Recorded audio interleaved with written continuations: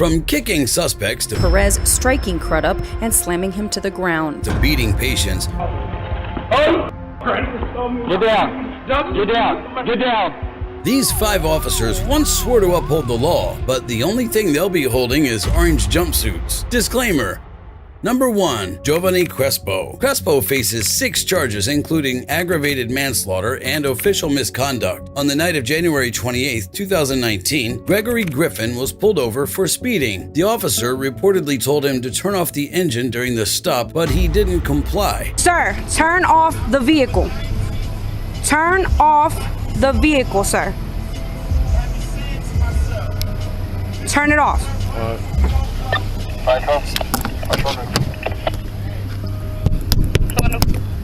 Turn off the car and roll down the window. Open the door. Then she noticed a gun near the driver and immediately ordered him to put his hands up. Let me see your hands! Hands! Hands on the wheel! Let me see your hands! Let me see your hands! Instead, Griffin put his foot on the pedal and hightailed it out of there.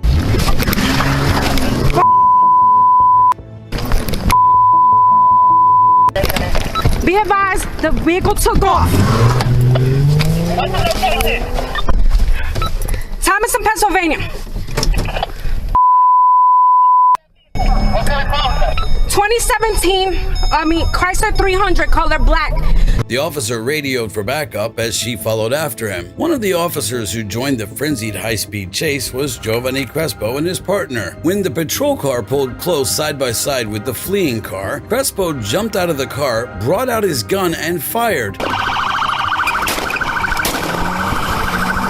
fired! Shots fired! Come on. Not at the car's tires, but directly into the car at the men. He missed, but not for long. He hopped back into the car and they continued the chase. Shots fired on that vehicle! Shots fired! He repeatedly urged his partner to drive faster. Oh, come on! At one point, his partner even told him to relax. No, get in!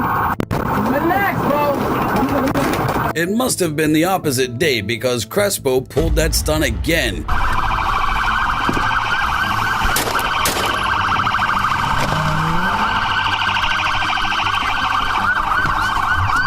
The third time the car came to a stop, a pumped-up Crespo raced to the car. Stop! He barely ordered them to stop the car before he shot through the passenger side. Stop the car! Get down! Get out the car! Hitting both men in the head, killing Griffin, and severely injuring his passenger, Andrew Dixon.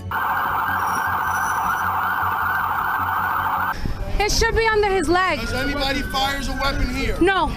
Later, as more officers arrived, Crespo kept telling everyone what he'd just done over and over and over. I shot him in the head. Back up. Get the gun. I shot both of them.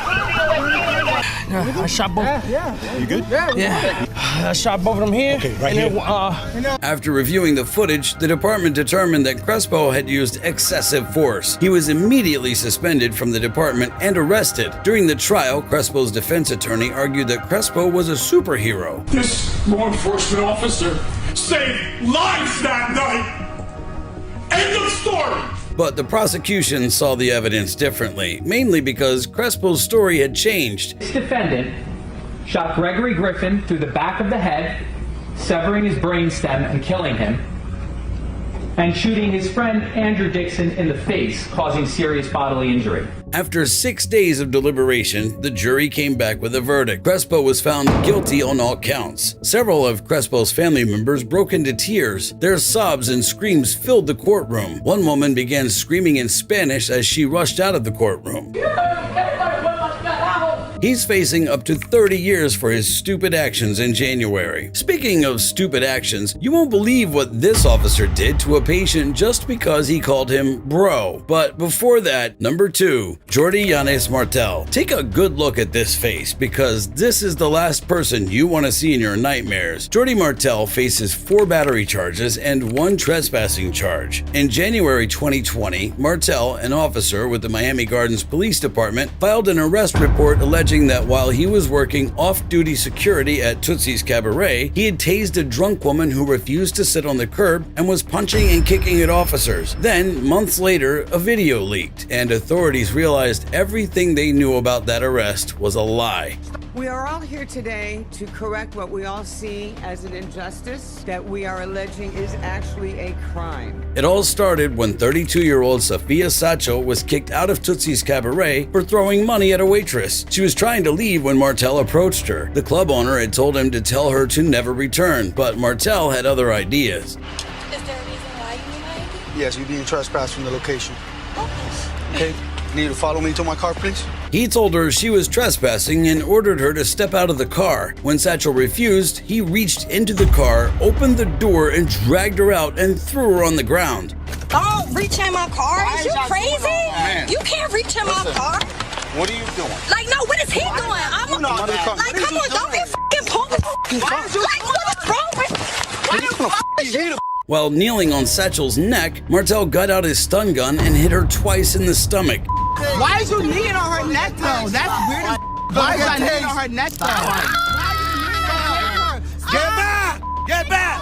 The video was a 3rd strike against Martel, who was already on thin ice after being seen in another video using excessive force. Barely 2 years after the Miami Gardens Police Department had hired him, Martel was fired and found himself facing charges of his own. The trial began with the prosecution painting a graphic picture of Martel's actions that night. The defendant, that man at that table, while holding one of her arms with his hand, puts his knee on her neck while she's on her back, and her stomach is only covered by this thin piece of material, but his actions do not stop there. And pointing out the lies he used in covering up the arrest report. And just misrepresented other facts that are also necessary and important. The defense fired back that Martel's knee was not on her neck and tried to blame Satchel for not cooperating. You do see that, but you are not going to see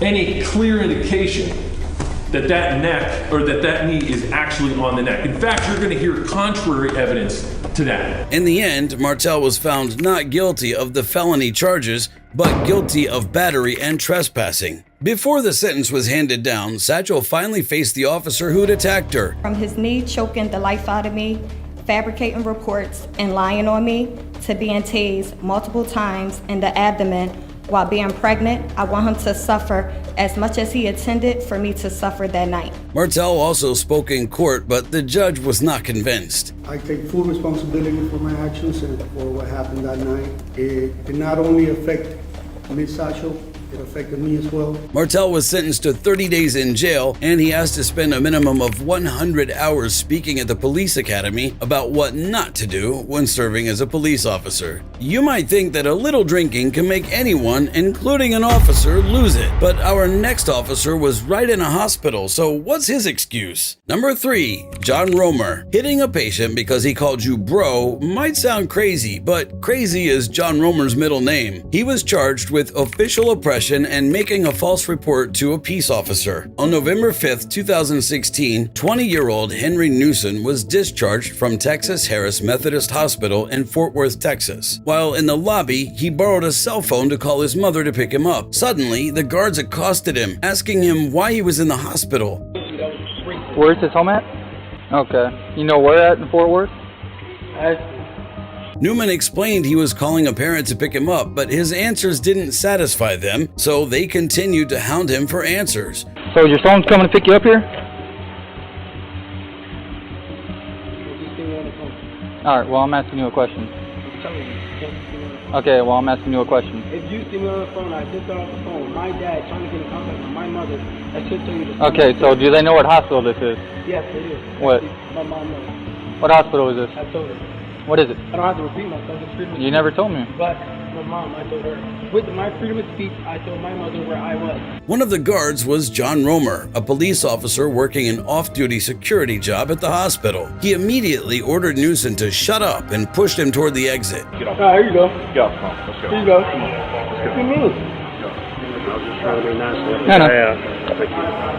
Tell my father you touched me, dog. Newsom protested, shouting, "Don't touch me, bro!" That three-letter word switched a button in Romer's brain. Bro, Oh! Get down. Get down. Get down. Hey, just get down. He immediately punched Newsom in the head, kicked him, and placed him in a headlock, and pulled him to the ground. Buddy, dog. Oh, yeah, who somebody recorded this. You told me nothing for no reason, dog. Two other officers joined the fray, piling on Newsom, punching him and kicking him before cuffing him and wiping their bloodied hands on Newsom's shirt. It was after this assault that Romer told Newsom that he was arresting him for criminal trespass and resisting arrest, charges that shocked Newsom. I'm fixing to put another charge on you. I don't have any charges. Let him do You're it. under arrest for resisting. I did not resist. Let me. You pussy in my Did you tighten face. it? Hey, boss. Are you serious? Hey, No, bro. You I was talking to this man, dog. Nah, Gloves. Nah, dog. Hey, let me call my father, It's going to be dog. off the fifth. Hey, We're what's going to up? get you somewhere. Hey, what's Nah, up? man. I didn't even do nothing. I'm talking to him. Then they took him out in handcuffs as he continued to protest his innocence. Nah, bro. Hey, yo. Yeah, Richardson Tower, ground floor. I got one in custody.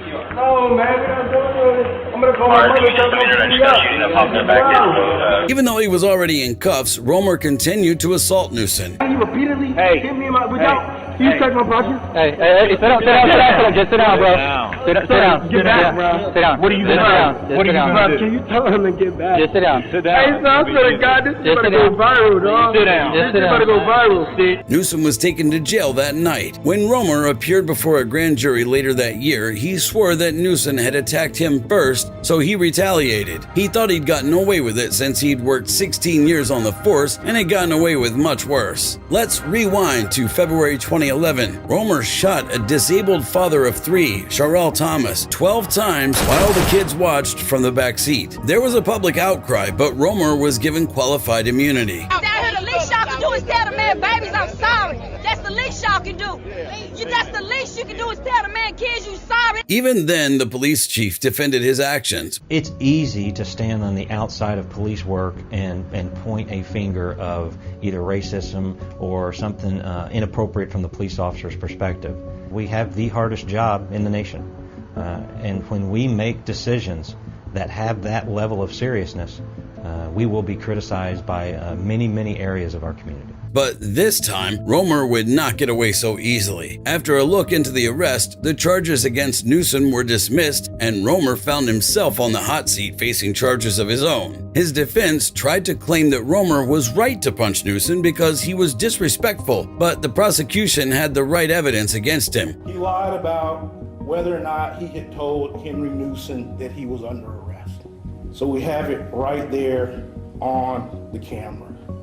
You have the audio running, and you'll have the video running. The video recording of the incident. The jury also heard from the county prosecutor who threw out the case against Newsom. The amount of force used against this young man was still inappropriate. A jury was not going to be receptive to that. I was like, I didn't like it when I first saw it. It took me one time to view that to not like it. Romer was found guilty of all charges, and a judge sentenced him to 5 years behind bars. Mistaken identity is one thing, but what happens when an officer viciously attacks a suspect just because he got mad? We're talking about Officer Kevin Perez. He was charged with felony battery. It started like a joke. In the early hours of July 26, 2021, 26-year-old Dalonta Crudup was enjoying the last days of his vacation at Miami Beach. That day, he rode a rented scooter to see his friends. As he tried to park, he fell over. Some officers milling around laughed along with his friends at the spectacle. Then Crudup gave the officers the middle finger and zoomed off, running over one officer's foot. The other officers tried to get him to stop, but Crudup refused. A high-speed chase began. Once Crudup got to the hotel, he ran into an elevator, but a lieutenant rushed into the lobby and stopped him at gunpoint. Crudup dropped to the ground and was cuffed. More officers poured in and started tried to dish out their brand of jungle justice, kicking Crudup, hitting him, and slamming him to the ground. Crudup had to get 6 stitches after the vicious assault. Kevin Perez was one of the 5 Miami Beach officers charged in the incident. He had kicked Crudup's head at least 3 times. The trial began with the prosecution painting a picture of a man intimidated by the police. This defendant punches him in the back of the head, and that's on his body on camera. Comes up to him and punches him right in the back of the head. But the defense saw it very differently. They saw Crudup as a mischievous person who made trouble wherever he went. Monte Crudup was the bad guy, and Kevin Perez, a police officer, is the good guy. They caught a lucky break when they learned he'd been arrested in Washington, D.C. and Kentucky after this incident. After deliberating for 2 hours and asking to view the video clip over and over, the jury came back with a guilty verdict. Perez's disappointment was evident as he shook his head in shock. But this is not as bad as when one inmate lost an organ because he got severely beaten by a cop. This is Peter Delio, and his knees are licensed to kill. Delio was charged with felony battery with great bodily harm. On the night of August 12, 2014, Robert Lease was taken into a police holding cell over a $60 debt. Little did he know that by the end of the night, he'd be missing an organ as well. It all started at the Underground Bar in downtown Orlando, Florida. Robert had ordered 12 shots of Jack Daniels and couldn't clear his tab. He offered to wash dishes to cover the tab, but the manager refused. I mean, even a bull in a china store would do less damage than this drunk. The manager called the police. Peter Delio, an officer with the Orlando Police Department, arrived on the scene and handcuffed Lease, but he did not go peacefully. At the station, his manners didn't improve. While still in restraints, Lease headbutted the glass on a door, breaking it. An angry Delio barged into the cell and struck Lease in the stomach with his knee. Lease immediately crumpled. Delio placed him on the floor and left him there. Lease shouted for help 35 times, but the officers ignored him, talking and laughing outside the cell. An hour and a half would pass before one officer walked in asking why he was causing such a racket. When Lease was taken to the hospital, the doctors found out he had a ruptured spleen and was bleeding internally. He was brought in the nick of time. A few minutes more and he would be dead. Both officers were fired from the department, and that was only the beginning for Delio. He was also charged with battery. Delio pleaded not guilty and took the stand, defending his actions that day. But the video clip was much more compelling to the jury, and he was found guilty. His elderly parents took the stand and cried as they begged for leniency. Please do not let his stoic appearance lead you to believe that he is not deeply sorry for the injury that he caused Mr. Lease. We all are. He's not a cruel man. He's not an unjust man. He just was in the wrong place at the right time. With the writing on the wall, Delio went from proclaiming his innocence to admitting he'd made a mistake. I understand why the jury made the decision they did. It's clear to me why they did. I was wrong, and I caused your injury, sir. And I am deeply sorry that I did, and that you had to suffer through that. The judge invariably sentenced him to 51 months in county jail, followed by probation. Then he would complete an anger management class and pay restitution.